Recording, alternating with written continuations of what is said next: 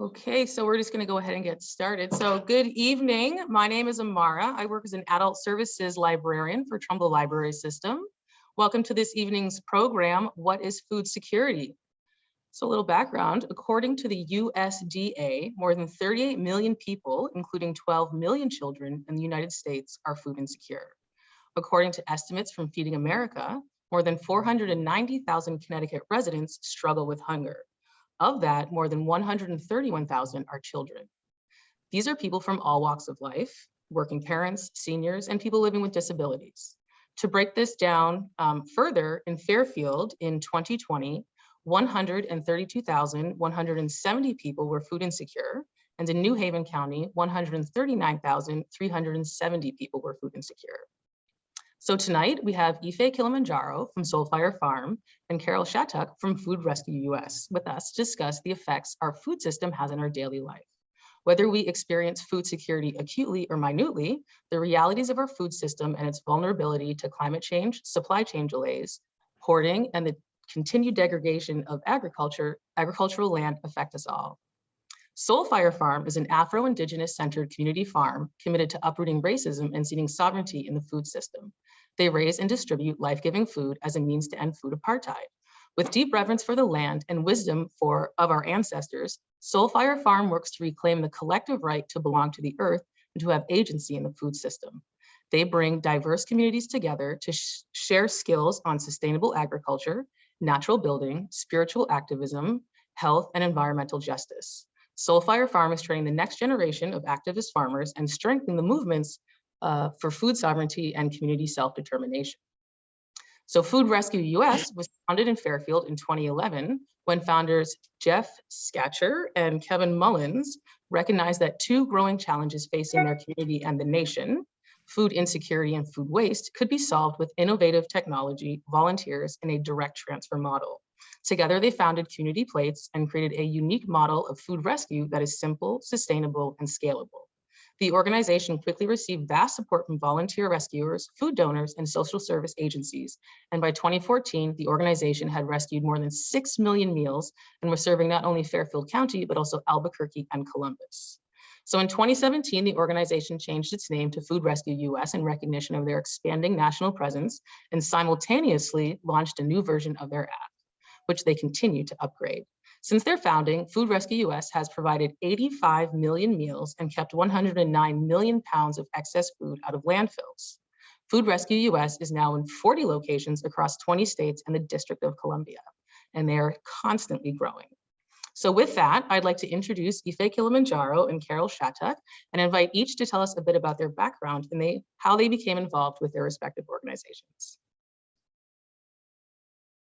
Okay, so I'll go first. So I'm delighted to be here. Thank you so much. I'm thrilled to join Ife on this panel. Actually, I have a very long history in not-for-profit management and came onto the board of Food Rescue US, which was then Community Plates, in 2017. And a couple of years later, I was asked if I would come on as the CEO on an interim basis, and then that quickly turned into a permanent basis, and it's now been almost 4 years.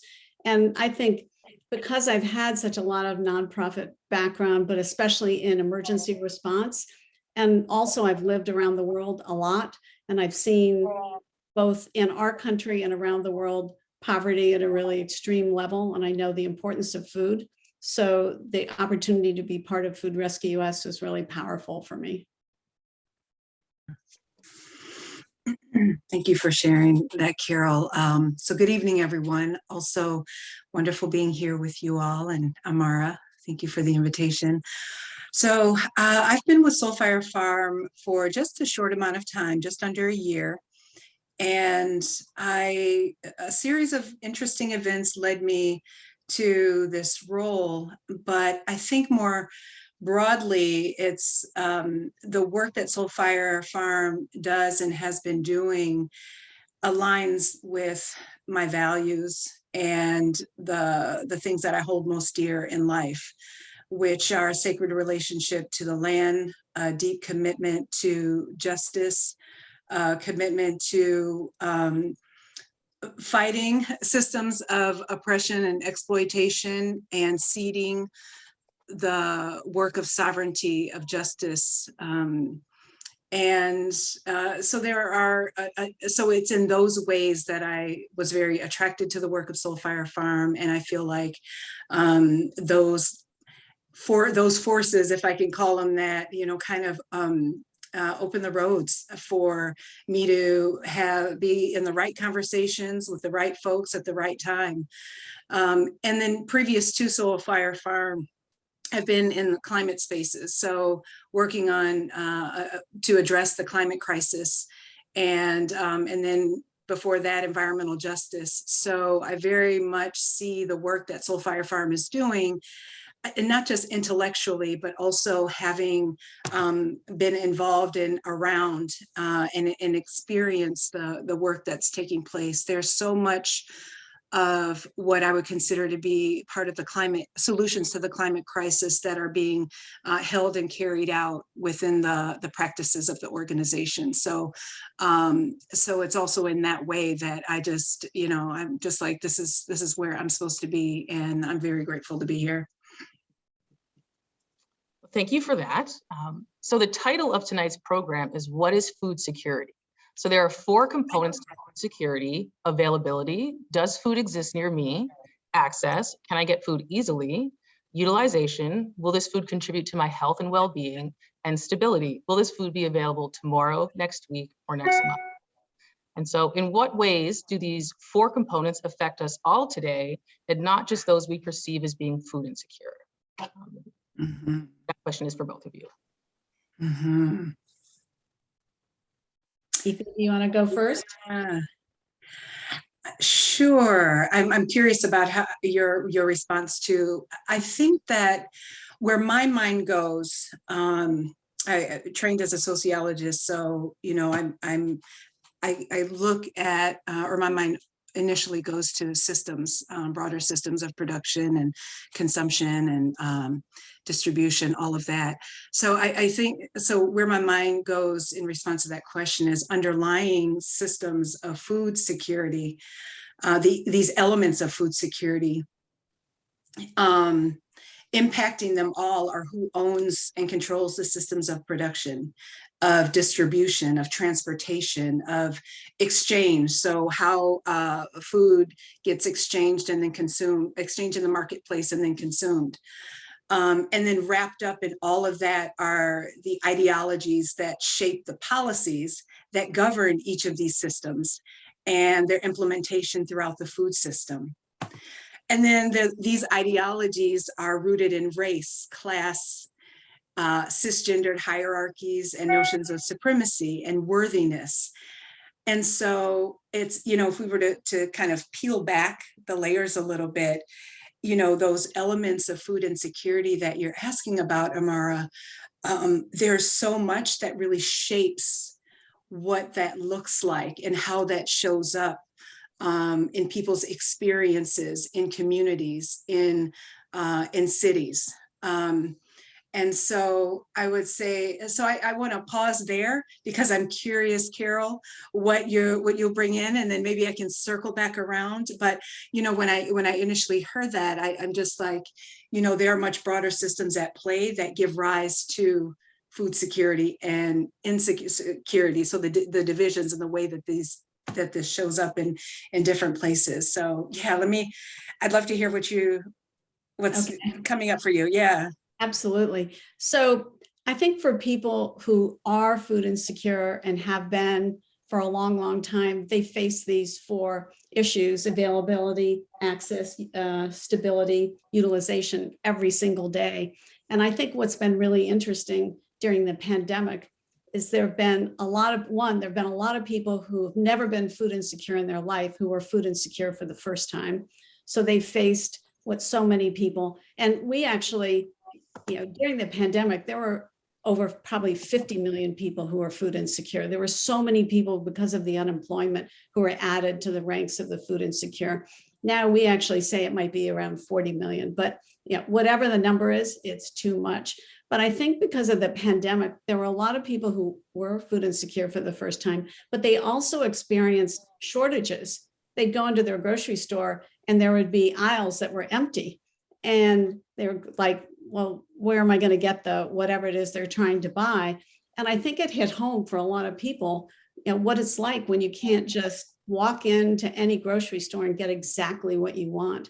So I think it hit home for a lot of people. And then I think, you know, we watched on TV, we watched farmers having to throw away, you know, dairy farmers throwing away milk and farmers plowing under their crops. And it just didn't make sense to a lot of people. So, and I hate to say, you know, if there's a silver lining, I think there's probably been more awareness of the issue of food insecurity because one, what individuals either experienced themselves or what they saw happening around them.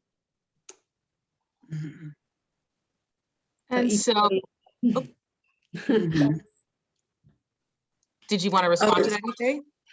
Not a response, but just thinking about, I'm appreciating the concrete example and drilling down to people's lived experiences. And, you know, the pandemic has done a lot to exacerbate an existing problem. And there are some studies a few years back, just before the pandemic, that suggested that, you know, insecurity was decreasing, food, more folks were having access to foods. And then the bottom dropped out on this one. And as Carol mentioned, folks experiencing it who had not experienced it before. And in many ways, still this showed up along lines of race and class and geography and so forth. And so just sort of, you know, from the broad to specific and then bringing it out again, the different expressions and the way food security, people experienced it, the way that it showed up in different areas is tied to these broader forces that are at play. So that's all that I would add to that. Thank you, Carol, for that. Well, in these last few years, talking about the pandemic and food insecurity, we haven't really heard people talk about nutrition insecurity and what the difference could be there. And is there a difference, or is being nutrition insecure the same as being food insecure? Well, the one thing I would want to say is, and I think you mentioned this in the intro, but Food Rescue US is really focused on accessing healthy, nutritious, fresh food. And because we're a direct transfer organization, which means that we receive food donations from a host of different, from grocery stores, restaurants, corporate dining, schools, hospitals, you know, major events, we have tremendous access to fresh, healthy food. And because we're direct transfer, we have our volunteers pick it up and immediately drive it to the social service agencies that are going to use it. So we're very focused on the fresh, nutritious food because so many people who are food insecure, they may have access to some food, but they may not have access to a lot of nutritious food. And that's a sort of a double hit. And so, especially just I have to say with children, as they're developing, especially in their early years, if they don't have access to nutritious food, then that just harms them, you know, even, you know, as much as not having any food. So it's really important to us. Yeah, it's a huge, well, a couple of things are coming to mind. One, of course, a huge concern because the food that is cheapest and most available is food that's highly processed, full of lots of sugar, salt, fats.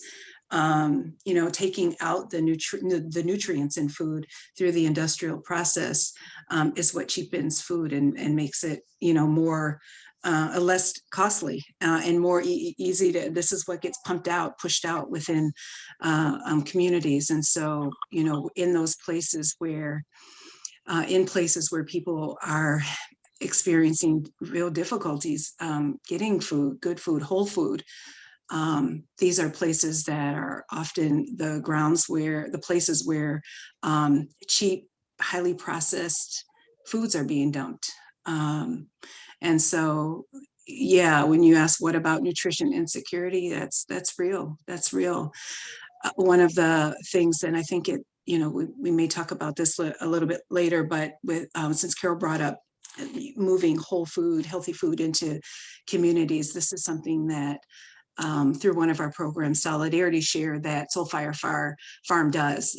So there's food that we grow on the land, organic food through Afro-Indigenous regenerative practices, and then we move it out into communities through our Solidarity Share program. And these are folks, families within communities that are survivors of food apartheid system. And so being able to move whole foods, healthy, nutrient-full foods into the hands of people who need it is just, it's so much an important part of our work. And although we're talking about food security, could you explain a bit the difference about food apartheid, or for anybody that might not have heard that term before, how would you explain food apartheid as being similar or different? I would say it's different in the framing, because of the framing. So food apartheid allows for us to speak to a broader systems of oppression that are, driven by historical forces, and not as opposed to, because it's often food desert that folks had once talked about at a certain point, like, inner city or certain places being considered food deserts, which is highly problematic because of for a number of reasons, because food deserts are, the desert is a, like it carries a meaning of, like this geographic place of permanence, of absent of life. And that's in the communities that were being described as food deserts. These are not places that are absent of life. They're places where communities, families, even under very difficult conditions of, economic conditions that impact access to healthy foods, found ways to still make culturally relevant foods, piecing together the things that their families needed. The problem isn't the people. The problem are the broader systems that allow for grocery stores to easily, or maybe more easily, find their way in a wealthier or middle class, or other communities, and avoid or move out of economically poorer communities. So it's a different way. Food apartheid allows for us to account for these broader historical forces and take the onus out of, place it within broader system, and take it out of the blaming people for a situation that they didn't create, and shifting the perspective from it being a permanent kind of situation where that is absent of, to recognition that folks have been able to find their way, regardless of the very difficult conditions under which they've had to live. So yeah, so it's the food desert. And then within systems of apartheid, food apartheid, then there's food insecurity that emerges, or that grows within that, because of the ways that people are unable to get access to some of the whole healthier foods for a variety of reasons. There's no shortage of studies that have shown that food, to the extent that there are grocery stores in economically poor communities, that some of that produce is older, that it's rotten. Meat has been shown to be rotten or dyed. So the quality of some of the what's supposed to be fresher food is not as high as going out into communities that have higher economic statuses, white communities, higher economic status communities, other places. And so, yeah, so anyway, so the access to whole foods, healthier foods, and more variety foods is an issue that, as we know, leads to issues of food, security, and then nutrition security as well. Is there anything you'd like to add to that, Carol, from your perspective or your organization's perspective? No, I think I really appreciate your description of the apartheid and how that, I found that really helpful and relevant. So thank you. Mm-hmm. I appreciate that. Mm-hmm. So what would you say to someone who has never experienced food insecurity in order to help them understand the stigma of being food insecure?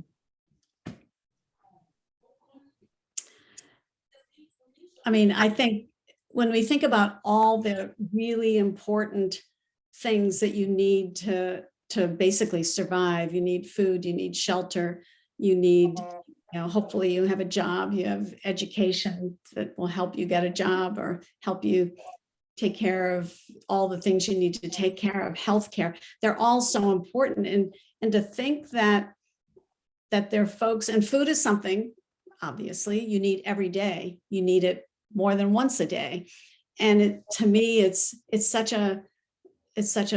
critical, like all of the other things that I just talked about. But if you don't have it, I think about the impact on a mom or a dad who's struggling to take care of a family.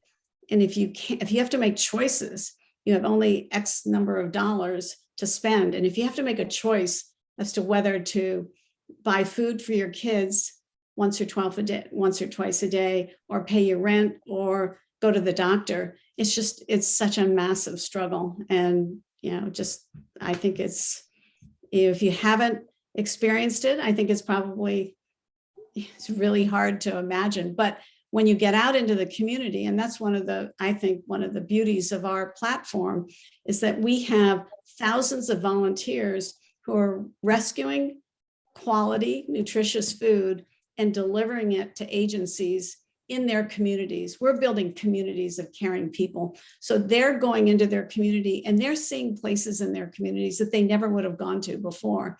And they didn't know, maybe they knew they existed. And sometimes they take their kids. So their kids are seeing things. And I think it's, I personally think that's a really important thing. One, they're doing good, but they're reaching out and making connections in their community. And so I think that's powerful. I think for me, this question is, I don't know what words can do to, help someone understand what a stigma is if they have not been in conditions or been stigmatized for something. And that's just a general statement. It's almost like, like intellectualizing something. You can't do it because it's only a surface level thing. I can ask, and I can do my best to be empathetic, but but at a certain point, how do you tell somebody who hasn't experienced something what the experience is? Mm-hmm. What comes to mind when, in hearing this question, as I think about, it took me back to this moment. So I grew up in the 70s and the 80s, and, we had food stamps. There were food stamps back then at the time.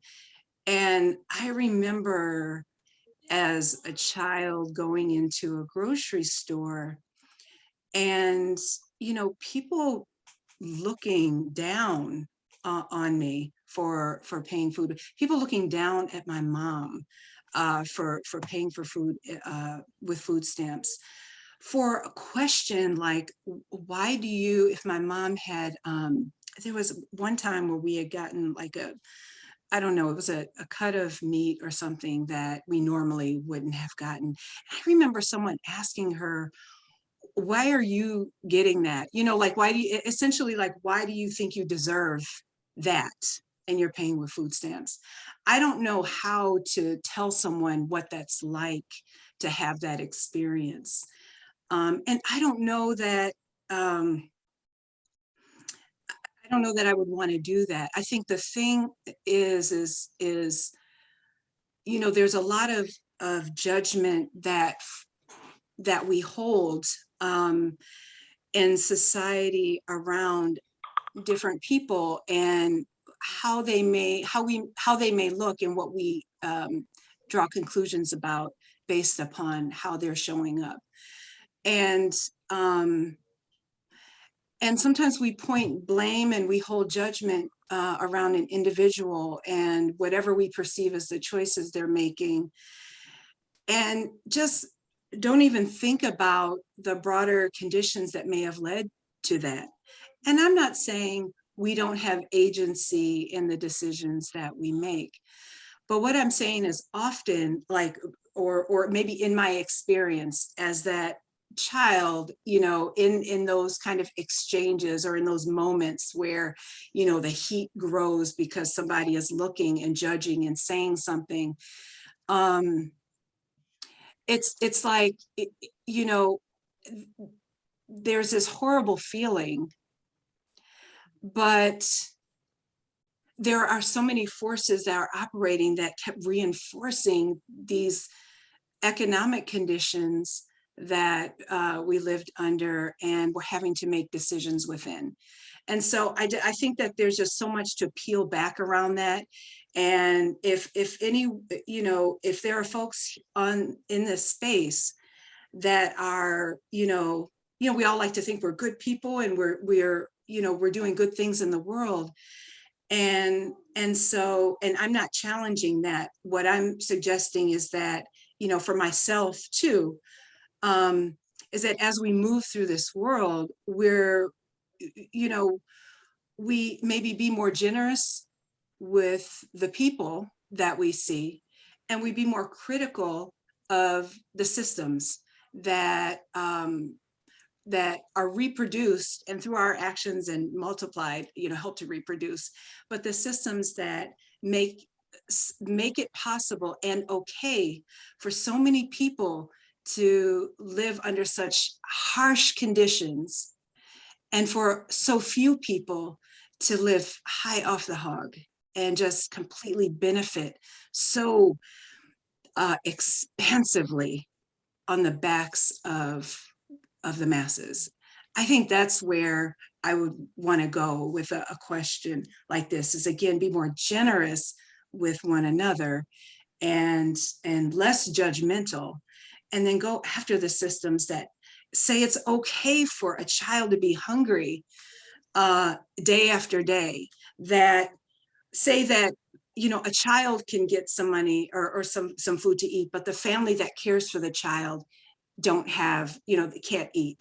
You know, there are programs like that. And I get it. You know, we want to feed children, but if we're not caring for the families that are also taking care of the children, then there's a problem in that, you know? So there's just, yeah, I'll just stop right there. Thank you for that question though.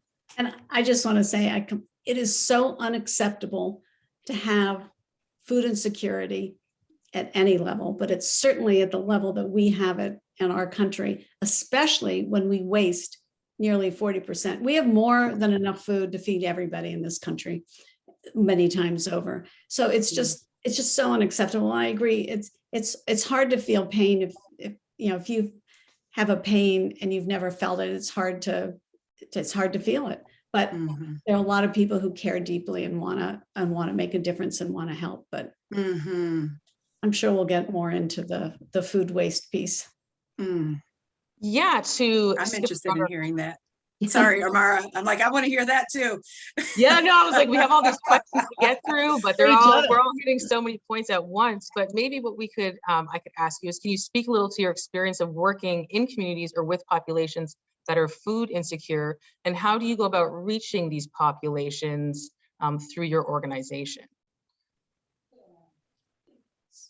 you want me to go first? Go ahead. Mhm. Okay, so our platform, which we've talked about, is very much community-based. And we currently are in 40 communities around the country and 20 states in the District of Columbia. And each community has food donors of all kinds, as I said earlier, and we use volunteers, but we have social service agencies that are feeding the food insecure. So we are working deeply in a community with the social service agencies that are providing services to the individuals and families who are food insecure and need the support. So I think because we're community-based and because we're so involved, and one thing I want to say, during the pandemic, we were kind of shocked because we were pivoting and looking to find ways to bring more food and more meals into the mix to be able to deliver. We kept finding more social service agencies that were they weren't underground, but maybe it was a small food pantry in a church someplace. And we kept finding more and more organizations that were really meeting the needs in their community, but needed support because they weren't getting support from, other organizations. So it was, on the one hand, it was gratifying, but it was really, it really touched us and because we could go so deep into the community, really felt good. Mm. I'll share that with Soulfire Farm. So we work, although our educational programs are have a much broader reach. The communities that we serve and move food and other kinds of resources into are very, very much local. So our Solidarity Shares program is one of the programs that we offer, where we provide no-cost doorstep delivery of vegetables, fruits, earth medicines, and some value-added products to about 50 families within the Troy, Schenectady, Albany area. And each year we deliver over 1,000 boxes to families. Some of whom they receive doorstep delivery, and then some receive about half receive the contributions through a couple of our local partners, Free Food Fridge, West Hill Refugee Center, or Focus Churches. And so that's one area of work that allows for us to to move food that's grown on the farm directly onto the tables of local folks. And then we also have a program that's called Soulfire in the City. And through this program, we provide raised beds and container gardens to community members and groups in the 518 area code. So that's Albany, Schenectady, and Troy. And so no cost raised beds. Now I'm looking to make sure I don't leave anything out: starter plants, seeds, other garden materials. And so these, the work that we do through the Soulfire in the City, we prioritize BIPOC folk, Black folks, Indigenous folks, people of color, who are impacted by food apartheid. And it's those folks that we prioritize within the Solidarity Share program. So it's in these ways that we're working in and directly with communities. So to tether off that, how, in your experience or in your knowledge and studies, have marginalized groups or BIPOC groups been historically excluded from the food system and the food system planning? Mm-hmm. Ooh, can we count the ways? I'm not trying to be funny about that one, but I think fundamentally by folks, people of color, Black people, Indigenous people, people of color, not being involved in decisions that impact the policies that govern the way food moves within their areas, within the regions. So one, at the decision-making table, and in another way, as farmers, so there are much fewer farmers, and to the extent that like Black and Indigenous farmers exist, for example, the access to resources that traditional white farmers have is far below and or nil, or not at all. And if so many white farmers are struggling within this moment, and so you can even imagine the lack of resources, the hardship to access the government grants to be able to purchase the materials and the equipment that are needed to grow farms. So being involved in that way, being in charge of or involved in the grocery stores or other places where food that's grown will be sold. And so then, playing a role in helping to move food into communities. That's another area where Black people, Indigenous people, other people of color are missing. The voice is not, it's beyond voices, but it's their place, their bodies, their minds, the brilliance, the experiences, the cultural relevance is just completely missing. So these are just a couple of the places that I would say, and it's not new, again, nothing that about what we are in today just, kind of happened out the blue, but everything that exists today evolved out of, processes and situations that existed before it, and that gave rise to this. So this is not new, but it's not certainly something that needs to continue. So I'll just pause there. I'd love to hear, Carol, what you, where you would say yeah, I think you said it really beautifully. And I think the challenges and the, sort of the work that needs to happen is very, very significant. And, it's hard. I mean, I think what you said about how, especially during the pandemic, it's been, well, not just during the pandemic, being a farmer, no matter where you are and who you are, is challenging. And especially for smaller farmers. So, we're talking about, just a lot of work needs to be done to support people of color, all kinds of people who are working in this system, because we need them to be successful for themselves, and we need them to be able to support their families and to take the product that they're producing and get it out into the community. So it's a big topic. It's a big issue for sure. What would you say to the average person like myself about the role that I would play in supporting a more equitable food system? How do my choices, affect, the system as a whole? What could we do? What can I do? I would say that there's so many entry points depending on what your will is, what your interest capacity is.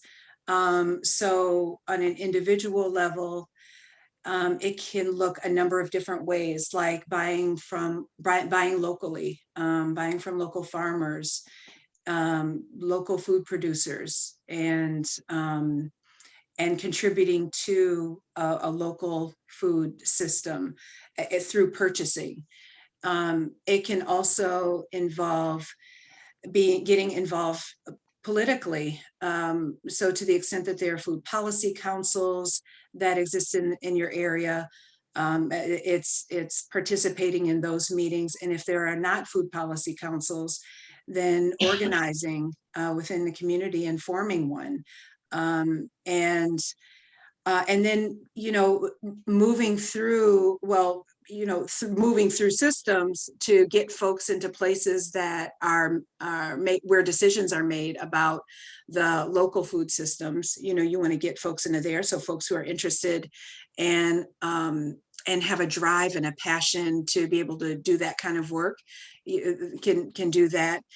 And there's also, protests, nonviolent direct action. There are ways that if moving within the systems are not fruitful, appropriate, given the political situation in the area, or for a variety of other reasons, sometimes you just have to take to the streets to protest, to raise voices and be heard in that way, offer solutions in that way, boycott certain foods or places in order to really firm up a stand, take a stand against something that a practice or something, or a policy or something that's taking place that you want to try to change. So protesting the thing that you want to protest, and then making sure that you also have something to put in its place when that opening arises, or because of whatever, through whatever demonstration it could create this opening. So you want to be ready for that.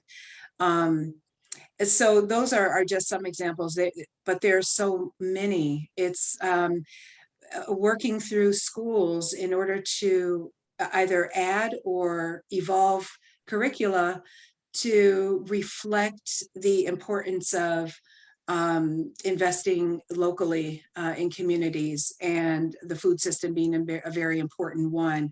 And then, really interrogating what is a healthy and a just food system where folks are able to access, healthy foods, and that it's not based on someone's economic value or race or gender or other position in society, but rather it's because all life is valuable and sacred and deserving of healthy foods. So, being able to evolve educational curricula to embody those kinds of values and principles. So there are just so many ways to do that. There are so many other, I don't know, Carol, if you have other things that are coming to mind. Gosh, I guess I just think from a really practical point of view, and I think that what we're doing, and what we have thousands of people who are participating in our work, it's encouraging grocery stores and restaurants and other venues they know there's food waste everywhere, and keeping it out of landfill where it does bad things, creates methane gas, helps warm the planet. And we haven't even talked about climate, which is a huge part of what we do with our dual mission, but encouraging a grocery store to donate their surplus food. And it's, in almost every case, it's really healthy, good food. And there are many grocery stores that we work with, which actually plan to have excess, and so that they can donate to their community. It's a really beautiful thing. And if more people did that, one, it would help the planet, and two, it would help food insecurity. So Carol, that's can you speak really for a moment to how much waste is actually in our food system? It is now 7:45. The library is closed at 8 o'clock. Please okay. So the estimates are, it could be as much as 40% of our food supply from farm to table. And, it starts and not, I think, in the types of farms that Ife is talking about, where it's much more, I think, sustainable and controlled, but there's waste all the way along the way. Yeah. And we can't control what happens in the home, but we can educate people, and that's really important too. But the food waste, that's happening, whether it's at grocery stores, restaurants, there's not as much food waste because they're such bottom line driven, and they're much more careful, especially if it's a smaller restaurants, of only buying what they need.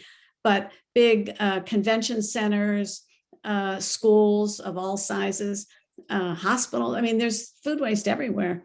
So I think it's a huge problem. And as I said earlier, when you think about 40+ million people being food insecure, and we waste perhaps as much as 40% of our food supply, it just makes you want to just stand up and scream, this makes no sense, because it makes no sense. And they're both crises. Do you ever have any common misconceptions you come across when Food Rescue US is partnering with a new organization or pitching the partnership about what giving away free food could mean, or any of those kind of concepts? So I think there are a lot of people who assume that the food that we're receiving as a donation is second rate, or maybe is too old, and we're getting the 5-day-old or 6-day-old product. That's not the case. And in almost every case, that's not the case.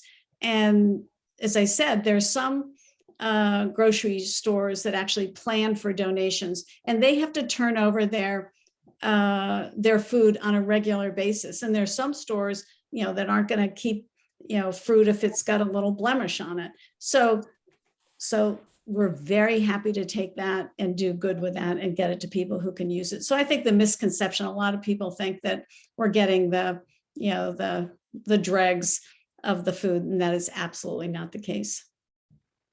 Now, on the other side of that, is there a common misconception people have when planning for or planning to assist people who are food insecure?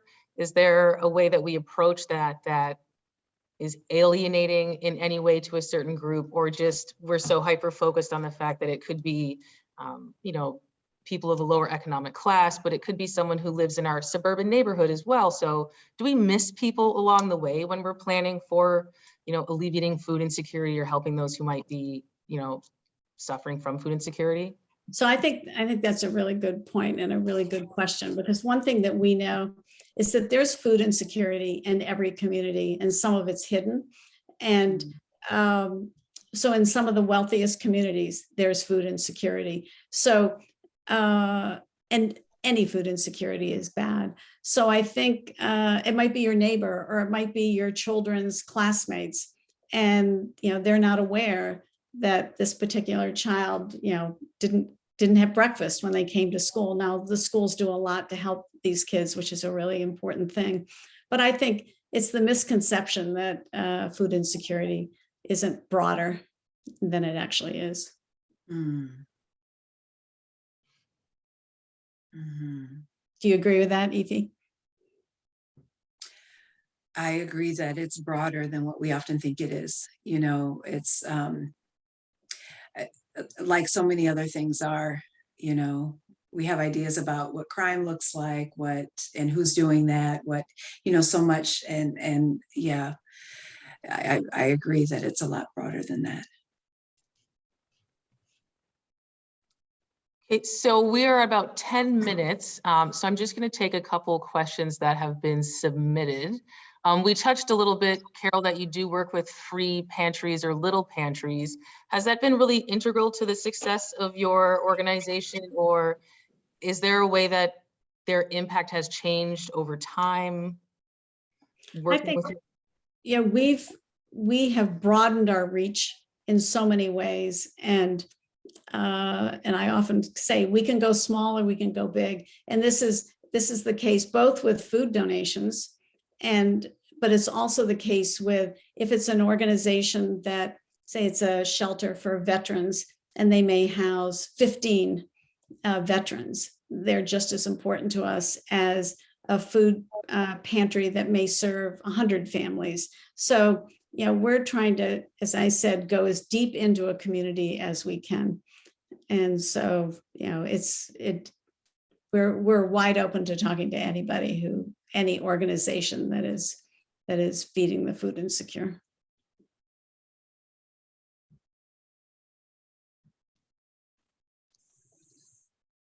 Okay, and then we have another question.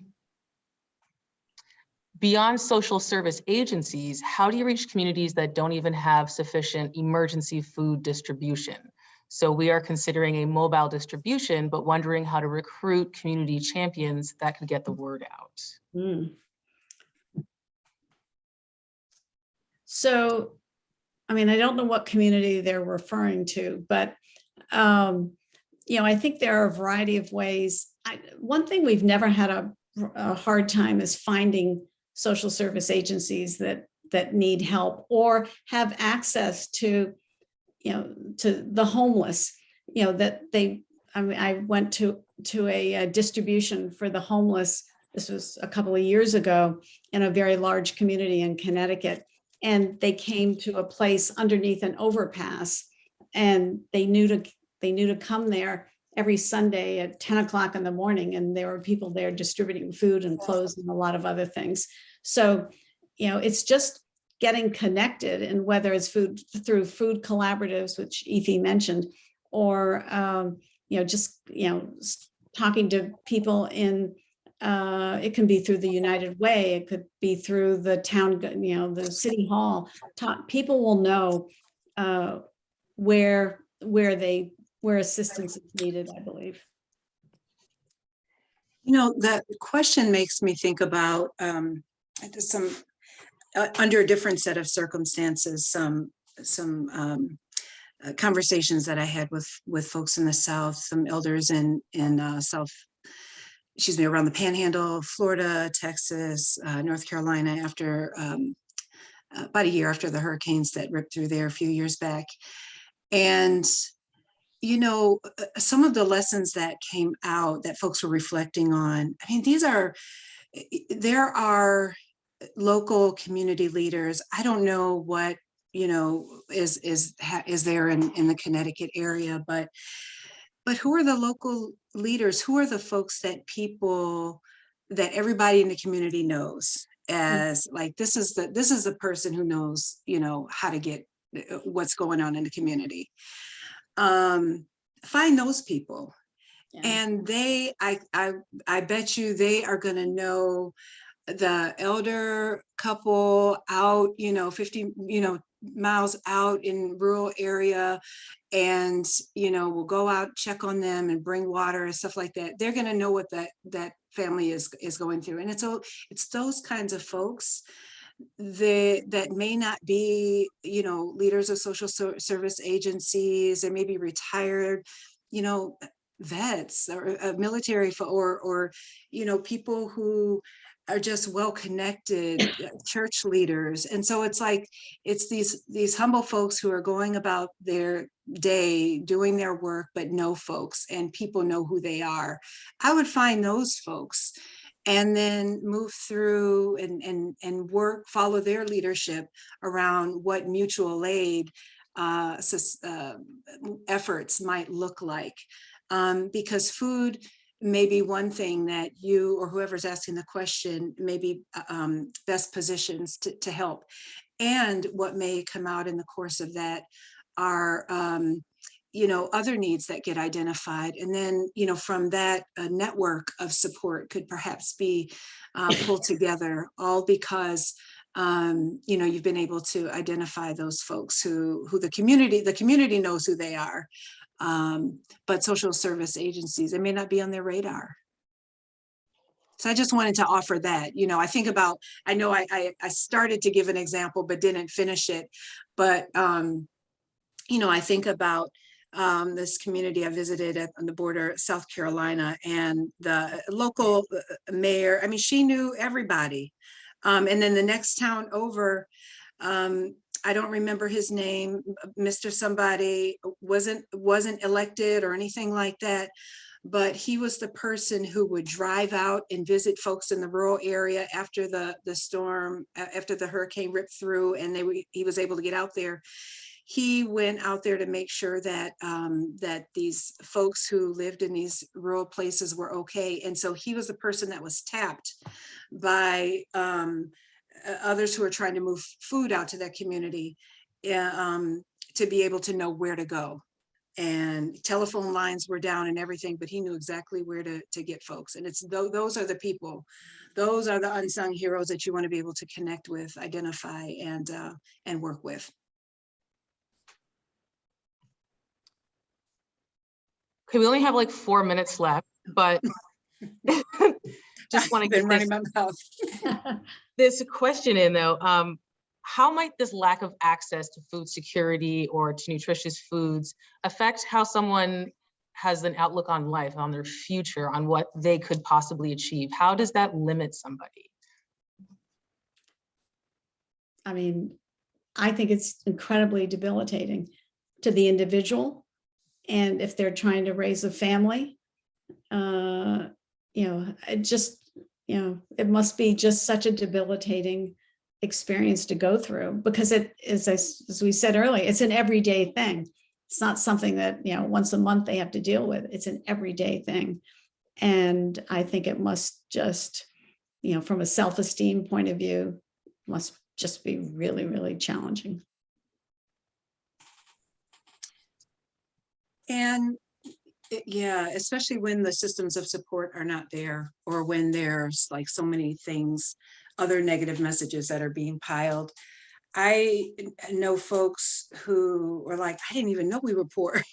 We might not have had this and this and this, and we might not have had a variety of foods, but we did have, we were able to get a meal at least once a day. So I think also there's a kind of it can be really hard when there's so many messages that reinforce the unworthiness of a person and blame a person or a family or community for those problems. But we're in places where there are systems of support, and people are working through things together. I don't know, the outlook may be different. People may recognize the hardship. I can't speak across the board, but I know folks who have been in really hard situations and may not have gotten a balance or a variety of foods, but were in, some healthy social and family units. But they were encouraged to grow and to blossom and to do things. And so, so it can have that effect. And I think there are other factors that can influence that. But yeah, I just wanted to offer that too. Yeah, I'm glad you said that, because that's a good thing to think about Mm-hmm. in a really difficult situation. Yeah, but doesn't make it right. A I system agree. that values the lives, you know what I mean? The lives of a few overall, so I want to, if I could leave with that too, because it's wrong what we're living under and having to navigate and negotiate, yeah. It's unacceptable. It's unacceptable. That's a right. word that I use a lot for both Yeah. food waste and food insecurity. What we're doing to our planet, we didn't even go there today that much, but Yeah, we didn't get there. Our home, our children's and our grandchildren's home, it's really, it's unacceptable. So we can agree on that word. Mm-hmm. Both. Is there a last thought that you'd like to share with our audience regarding food insecurity, what you picture the future of a healthy food system being, or just a positive note that maybe you tell yourself during the day while you're doing this work to keep yourself moving forward? You go first, Ife. I want to hear what you say. Oh, goodness. One thing I'll say, I've been, just kind of reflecting on this, is not a whole lot has changed in the last 50 years, maybe longer. But that said, we're in a moment where it seems like there's an awakening of sorts, and just bear with me if this sounds kind of, mystical, and maybe it is, but I think also concretely, there's been a growth of people who want to grow their own foods and organize their local systems of mutual aid and support. Maybe it's always been like that, but it just seems like there are folks who are doing it, younger folks who are doing that, and who are just trying to organize whole local economies. And that's really inspiring. This cooperative movements toward cooperatives and non-hierarchical relationships, ways of meeting needs through non-monetary systems of exchange, in addition to, other ways. I have a lot of hope in the what I consider to be kind of like an awakening, the consciousness that's sort of driving people to do it, but also the material conditions that are having people think about and try new ways of being in this world that are in much healthier relationship with the planet and with one another. So I'm encouraged by that. So I think that's beautiful. I'm glad to hear you say that. And for me, I think, when I think about the magnitude of the problems that we've talked about, and one thing that I've learned over the years is, if you know that when you wake up in the morning, you're going to do something that helps somebody. And in the case of the work that we do, we're helping a lot of people. And so that's, when I go to bed at night, I can say, okay, so we've done good today. But of course, it's not enough. And that's why we're focused on, because we know that what we do works and it helps an awful lot of people. And we want to do more, and we want to be able to scale that and expand it. And our vision is, a world where there isn't food insecurity and there's not food waste, but we are a long way away from that. But I'm an eternal optimist. But the day, we get up every morning and, our model, we keep working at it. And that feels good to be able to do something and do more than just something. Well, on that note, here in Fairfield and New Haven County, your local library has partnered for this Dinner Disrupted series. So we can bring you these conversations, we can have them all at once, and collectively we can start making decisions and taking actions for a more sustainable and healthy future. I'd really like to thank you for your time tonight. This has been an absolutely wonderful conversation, and I hope our audience learned something new or feels kind of inspired to take their own action to work towards a more equitable food system. And with that, I'd like to say thank you and also good night. Thank you, Amar.